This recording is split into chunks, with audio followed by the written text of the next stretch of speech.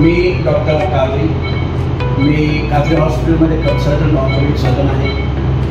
आमच्या काजरी हॉस्पिटलमध्ये सर्व प्रकारचे ऑर्थोपेडिक ऑपरेशन होतात। सांगोला तालुक्यातील महूद येथे टायर गोदामात मध्यरात्रीनंतर अचानकपणे स्फोट होऊन त्यात एका तरुणाचा मृत्यू आणि दुसरा तरुण भाजून गंभीर झाल्याची घटना ताजी असतानाच तालुक्यातील पाचेगाव येथे घरात वृद्ध दाम्पत्याची निर्घुण हत्या झाल्याचा प्रकार उजेडात आलाय। मारेकरी कोण, या हत्येमागचं कारण याचा उलगडा लगेचच झालेला नाही। भीमराव गणपती कुंभार आणि सासूबाई भीमराव कुंभार अशी मृत वृद्ध दाम्पत्याची नाव आहेत। भीमराव यांच्या मानेवर लोखंडी जाड खिळा ठोकून आणि वायरनं बांधून गच्चीवर टाकण्यात आलंय, तर त्यांच्या पत्नी सासूबाई यांना गळफास देऊन त्यांच्या मृतदेह जिन्याला खुंटीला अडकवल्याचं आढळून आलंय। सध्या पाचेगावात म्हसोबाची यात्रा सुरू असताना सायंकाळी घटना घडली आहे, त्यामुळे ग्रामस्थ हादरून गेले। दरम्यान या घटनेच्या चौकशीसाठी मृतांच्या मुलास पोलिसांनी ताब्यात घेतलंय। मृत भीमराव यांच्या 2 मुलांपैकी एक मुलगा बंगळुरूमध्ये सराफ दुकानात काम करतो, तो तिथे स्थायिक झालाय, तर दुसरा मुलगा समाधान हा पाचेगावचा वडिलांच्या घरापासून थोड्याच अंतरावर विभक्त राहतो। या घटनेची माहिती मिळताच पोलीस घटनास्थळी दाखल झाले असून तपास सुरू आहे।